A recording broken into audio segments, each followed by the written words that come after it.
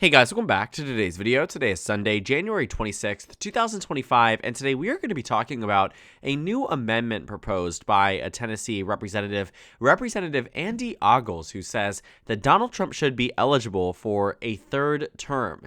In a very clear partisan effort, Representative Ogles proposed this amendment, making a concerted effort to allow Donald Trump to run in 2028 for re-election to be the next president of the United States, or re-elected as president of the United States, and a very unorthodox move very early on into Donald Trump's second term.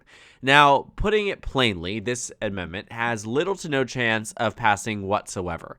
To say it's impossibly difficult is to put it correctly, because it would require 2/3 of the United States Chamber in the House of Representatives and the United States Senate signing on to a constitutional amendment to change what has been put in place, the long-standing precedent since President Roosevelt, FDR, who served three and a half terms roughly before President Roosevelt passed away after being elected to a fourth term. So Representative Ogles here very clearly trying to make a change here, largely to, one, show his loyalty to Donald Trump, and two, push for an amendment that likely wouldn't do anything besides open up Donald Trump's ability to run for a third term. And I say that because the amendment that Representative Ogles put forth is not an amendment that would allow presidents like President Bush, President Clinton, or even President Obama to run for re-election, because the language he used was very, very particular.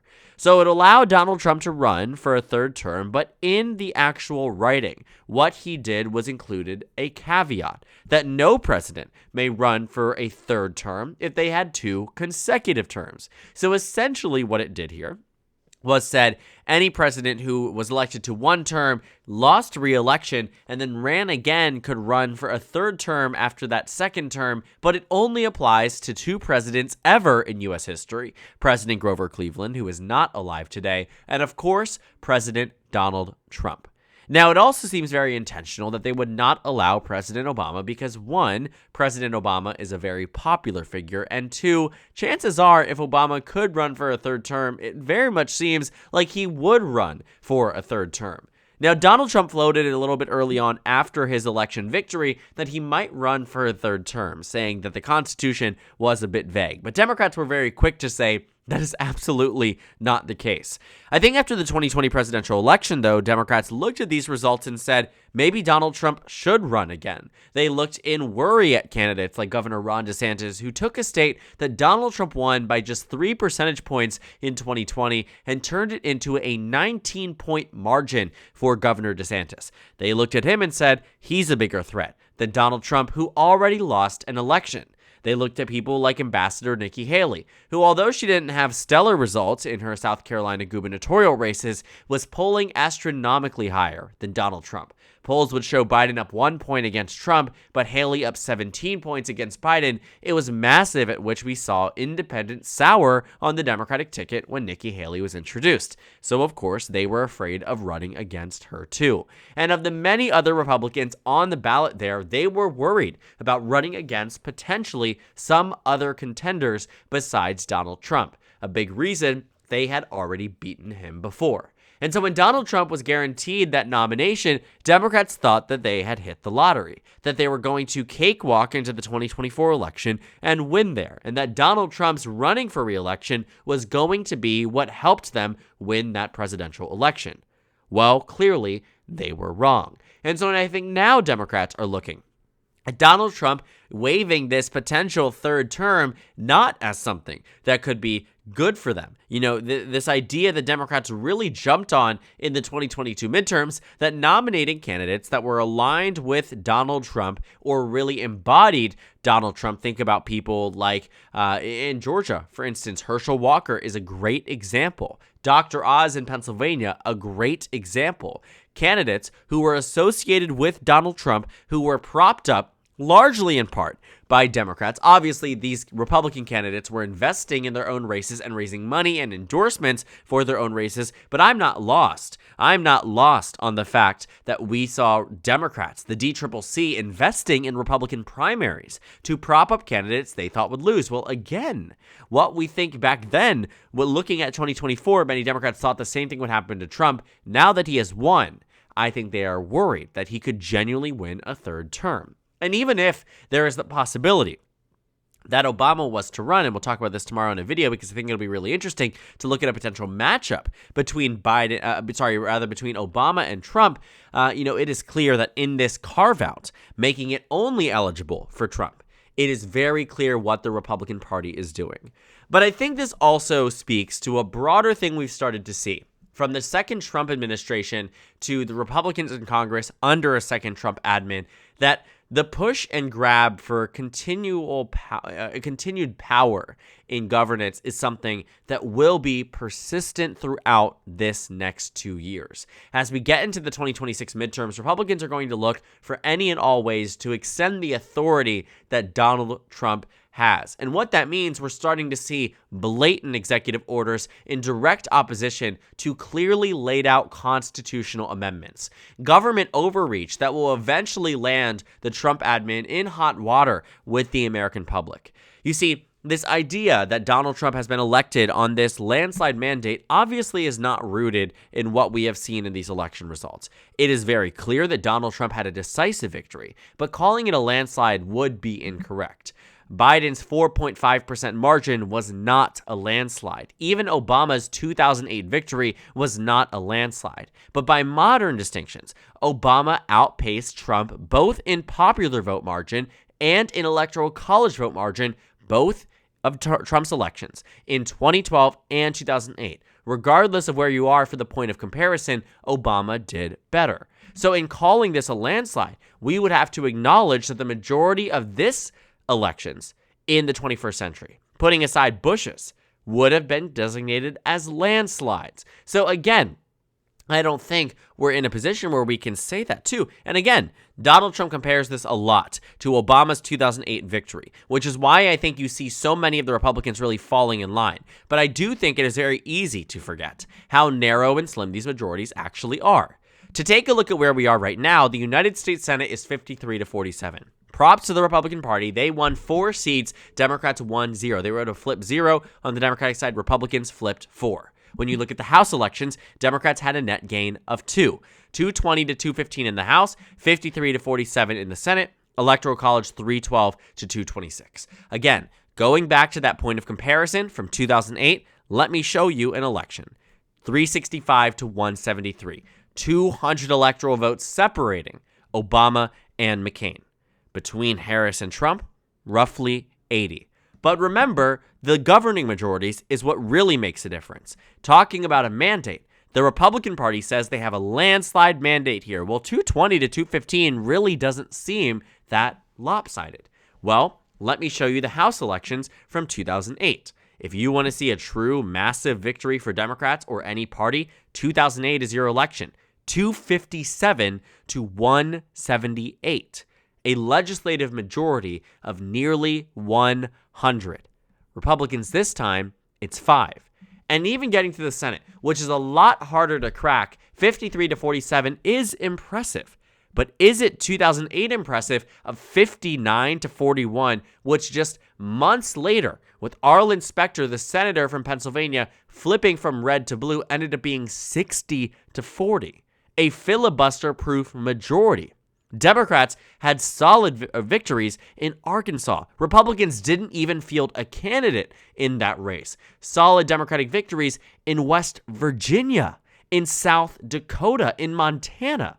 This was something straight out of a fever dream because all these states are blue and Georgia is red and Alaska is blue. Feels all left, right, and center, but still talking about a mandate and governing majorities that allow for decisions such as this, for amendments as audacious as this, it speaks to a broader problem we will likely see emerge. And although Donald Trump had a very strong election this time around, nearly the same can be said as 2016. Besides the popular vote margin, the Electoral College margin was nearly identical. Save 6 electoral votes, identical in margin. So Donald Trump, again, can repeat the same mistakes that led to the eventual election loss of 2020, that led to the eventual Democratic victory of 2018. I'm not here to say that Donald Trump is doomed to fail or that any Republican candidate in 2028 is doomed to fail, but it is these decisions, it is these bad PR stunts that Republicans pull that makes them at large look bad. And might I say just this, Donald Trump is very different than the Republican Party. Voters view him in a very different way than they view the Republican Party. Mike Johnson and the Republican House does not get the same pass for lack of legislative accomplishments that Donald Trump might, meaning that when voters in the midterms, often a much more informed and engaged and partisan electorate, often turning out in opposition to the incumbent party, those people tend to sour more easily on Republicans in office because they have the majority, and we might be seeing more things like this emerge.